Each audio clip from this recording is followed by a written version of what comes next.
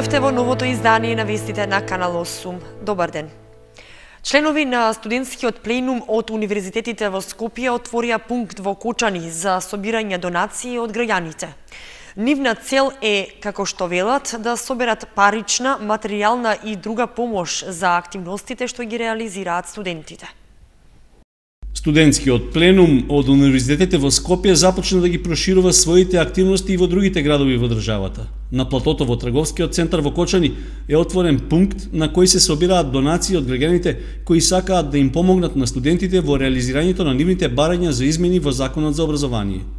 Членовите на пленумот рекоа дека на ваков начин за собирање помош се одлучиле затоа што за целодневниот престој на факултетите на кои формирале така наречени автономни зони им се потребни одредени продукти. Имаме недостаток на одредени ресурси како прехранбени производи, средства за хигиена и постелнини.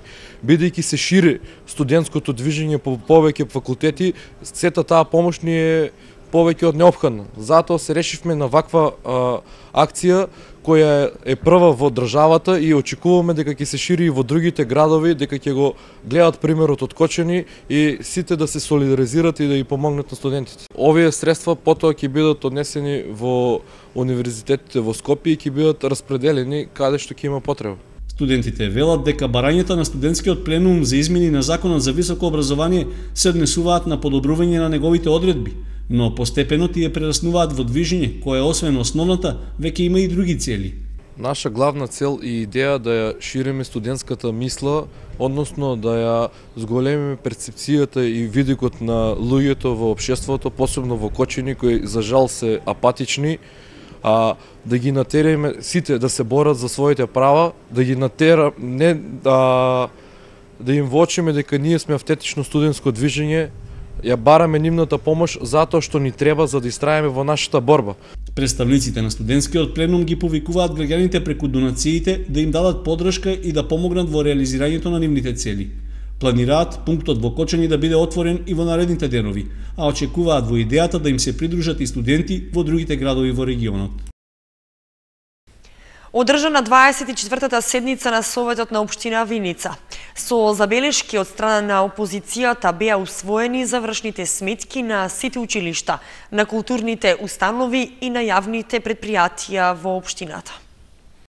Виница ќе бара дополнителни средства од Бирото за регионален развој за реконструкцијата на водоводната мрежа во селото Блатец.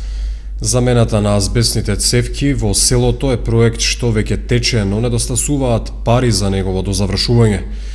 Мнозинството советници даде подршка за покренувањето постапка за изготвување на урбанистички план за во населено место за изградба на комерцијални и деловни објекти за спорт и рекреација во местото викано Горна Осојница со површина од 1,75 хектари.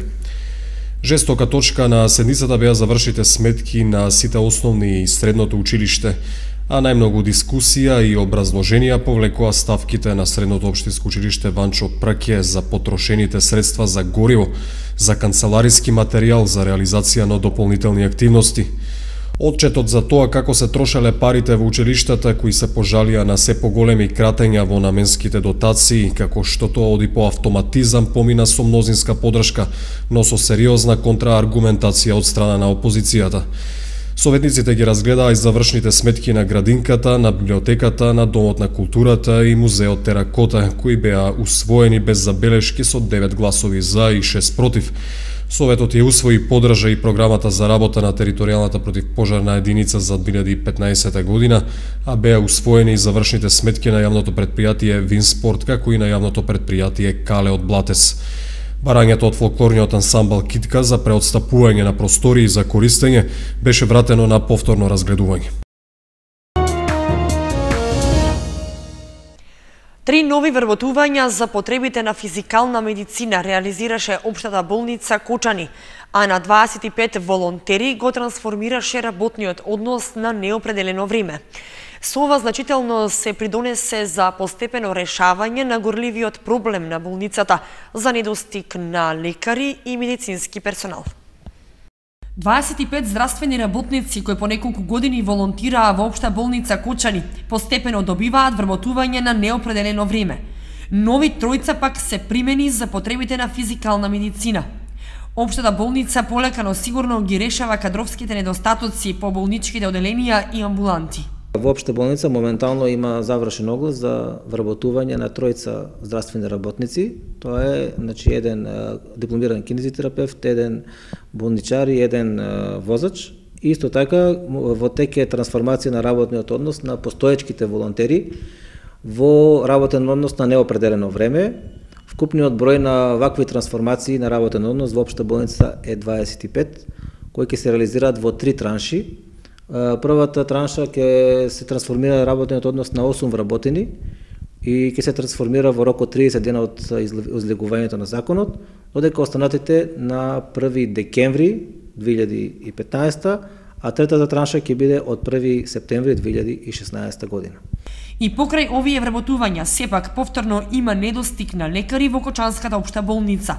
Недостигаат најмалку по еден специјалист на секое оделение. Планираме во наредната година да вработиме најмалку уште 5 лекари, во 2015 и уште дополнително уште 5 2016 година, бидејќи сите тие треба да поминат низ еден процес на специализации. Барањата се веќе испратени до Министерството за здравство и чекаме одговор потврден доколку се одобрат да ги распишеме тие огласи за лекари и потоа да бидат уплатени на соодветна специализација. Новите тројца здравствени работници на физикална медицина започнаа со работа, но физикална времено е сместена во еден простор со оглед дека постоечката зграда каде што беше физикална моментално е при крај со реновирањето, каде што се планира регионален центар за хемодиализа, кој што се очекува за најмногу еден месец да почне со работа. На местото на сегашна хемодиализа ќе биде преместена физикалната медицина, каде што ќе се создадат далеку подобри услови од сегашните. Респираторните и цревните инфекции го наполнија детското оделение на Кочанската општа болница. Моментално слободни кревети на оделението нема и најголем број од хоспитализираните се на возраст од 1 до 3 години. Дека децата се најосетливи на честите температурни промени покажува бројката на хоспитализирани болни деца во детското оделение на Кочанската болница, кое е исполнето до последно место.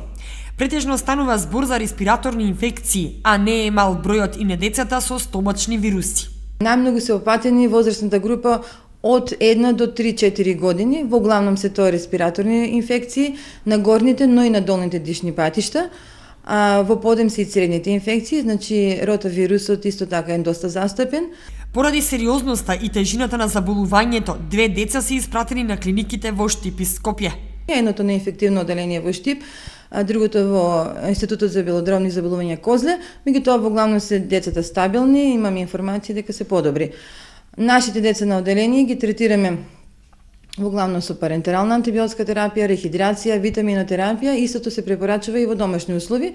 Најчесто препорачуваме течности, антипиретици од парацетамолски тип, витамини, сурово овошје, зеленчук и нормално ако има потреба да се јават ги своите матични лекари да се продолжи со понатамошна терапија. Состојбата на детско оделение не е променета од нова година. Дури и бројката на болни деца е зголемена со почетокот на учебната година и со одењето во градинка. Затоа лекарите дополнително препорачуваат, доколку родителите забележат дека детето е болно и има симптоми, да не го праќаат во градинка или во училиште, односно, заради лесната преносливост на вирусите да се избегнува контакт со веќе заразени деца. Неколку земјени патишта што водат кон делови од населените места во планинскиот регион се оштетени од обилните врнежи во изминатиот период. Жителите бараат поправка за да имаат нормална сообраќајна комуникација, а од општина Кочани ветуваат дека ќе преземат мерки наредниот месец. Од обилните врнежи и големите количини вода што го зафатија регионот во изминатиот период не настрадаа само земјоделските површини и локалните сообраќајници во рамничарскиот дел, туку штети се предизвикани и кај планинските патишта. Големите порови на одделни места го оштетиле коловозот со дупки или пак натрупале големи наноси, поради што оневозможено е по нив да се помина со моторно возило, па дури и пеш. Жителите од одделни маала во селата од планинскиот дел се уште имаат оттежната сообраќајна комуникација со градот и другите населби, поради што бараат интервенција од надлежните околу оспособувањето на патиштата. Своите барања за поправка на одделни делници ги доставија и до локалната самоуправа преку советот на општината. Местноста што се вика Скорово патот половината е однесен кон реката, а другата половина е затрупана со влечиште, со некои наноси, така да сега беше возможно со моторче да се мине. Или пешки, сега никако не можете. Значи одсечени се тие брдата горе и малата што се од Полаки. Од општинската администрација потврдија дека имаат сознание во каква состојба се планинските патишта и најавија соодветна реакција. Познато ни е и многу брзо се реагира, ќе се реагира и ќе се направи. Не е само Скорово, него имаме и на други места. Имавме и на Браната Градче, имавме и на Умишино, на повеќе места имаме штети од овие енормни количини на вода. И секаде дека можеме ќе реагираме, само прашање на времето и наеднаш не може сега да се реагира. Одржувањето на планинските патишта вообичаено е дел од програмата за уредување на просторот во руралните подрачја, за што минатата година беа планирани да се потрошат околу 1.700.000 денари, сума наменета за пробивање, прочистување и порамнување на сообраќајниците од овој регион. Според програмата, градежните работи се изведуваат сукцесивно до крајот на тековната година, согласно потребите на терен, но со оглед на состојбата во која сега се наоѓаат земјените коловози, неопходна е побрза интервенција.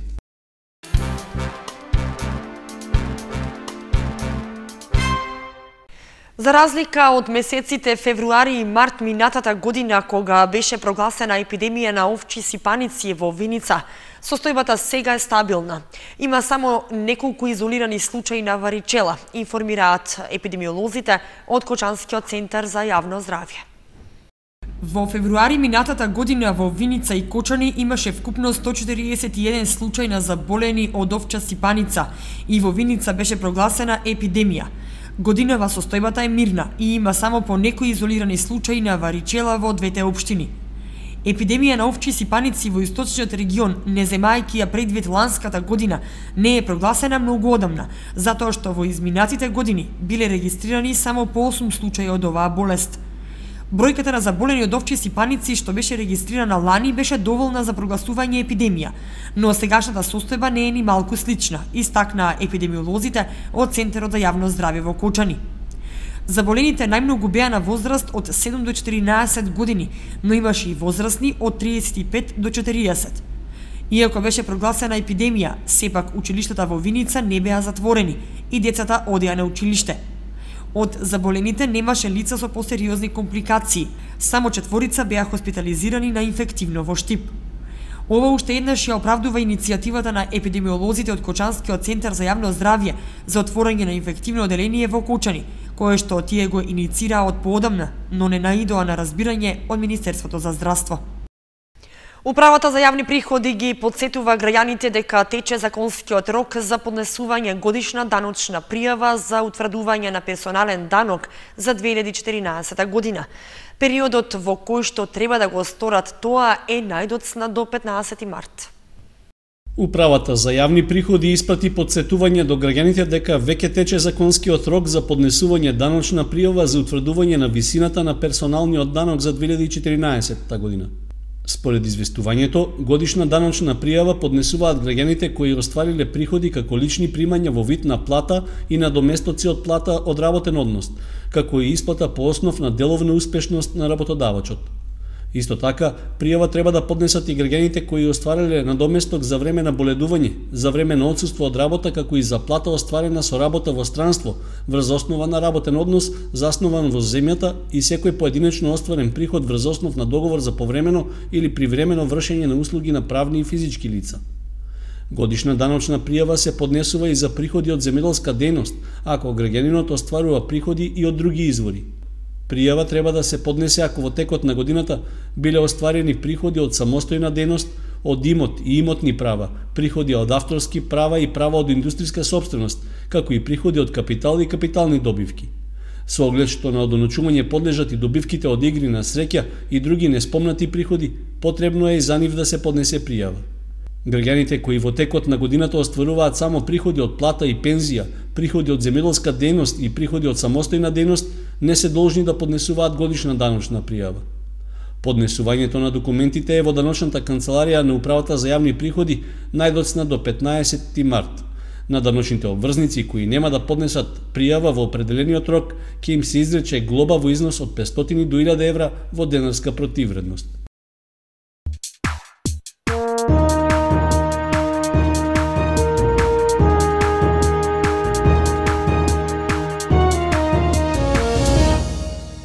Следуваат спортските информации. Додека се очекува да отпочнат главните пролетни случувања, спортскиот викенд донесе неколку настани. Иван Јанев стана државен првак, а одиграни се и редовни контролни напревари во колективните спортови. Кочанскиот борач Иван Јанев, бранејќи ги боите на Бучимот Радовиш, стана државен првак во категоријата до 57 килограми. Јанев во 4 борби извојуваше исто толку победи, а титулата ја освои условно кажано на домашен терен, со оглед на тоа што државното првенство за млади сениори до 23 години се одржа токму во Радовиш. Имајќи предвид дека примарната цел на ваквите првенства е регрутација на репрезентативци, Јанев на овој начин го утврди своето место во националната селекција, со која веќе следниот месец во оваа категорија ќе настапи на Европското првенство во Полска. Во рамки на подготовките за пролетниот дел од сезоната, минатогодишниот шампион и освојувач на купот ЖФК Кочани одигра пријателски надпревар во Благоевград против екипата на Спортика. Надпреварот се одигра на главниот стадион Христо Ботев, а Кочани со головите на Спировска, Салихи и Ѓоргиевска славеше убедлива победа од 5:1, полувреме 4:0. Спировска на овој надпревар постигна хеттрик. И Слога 1934 изврши првичен тест на формата. Резултатот не може да биде показател за тоа каков е квалитетот на виничкиот третолигаш, затоа што сепак Апатин е сосема респектабилен противник. Оттаму и разбирлив е поразот од 0:4. Во неделата напладне и Осогово одигра контролен надпревар, славеше над екипата на Дузлак со резултат од 4:1. Надпреварот беше одигран без присуство на публика.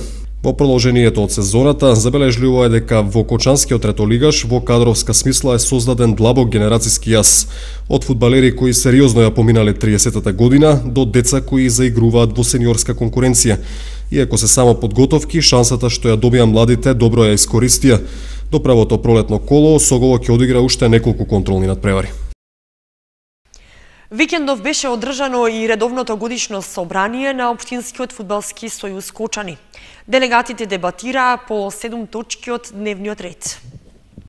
Согласно Законот за Сдруженија на граѓани и фондации и статутот на ОФС Кочани и статутот на Фудбалска федерација на Македонија, каде што сме ние членки, се одржа тоа редовно годишно собрание, како и секоја година која се одржува, со вообичаен и пропишан дневен ред по статутот на ОФС Кочани. Значи, тука пред се работи на извештај за работа на председателот и на Општинскиот фудбалски сојуз, што е како е сработено. Нормално формирање, понатаму имаме извештај за финансовата сметка, значи завршно усвојување на завршна годишна сметка која треба да усвое собранието на Општински фудбалски сојуз како најголем орган на управување.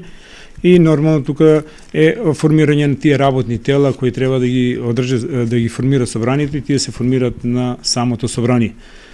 Понатаму само да кажам дека како еден од поголемите општински фудбалски сојузи, нашиот сојуз треба да брои некаде околу 44 делегати по сите основи, по сите клубови, спортски работници, тренери и судии.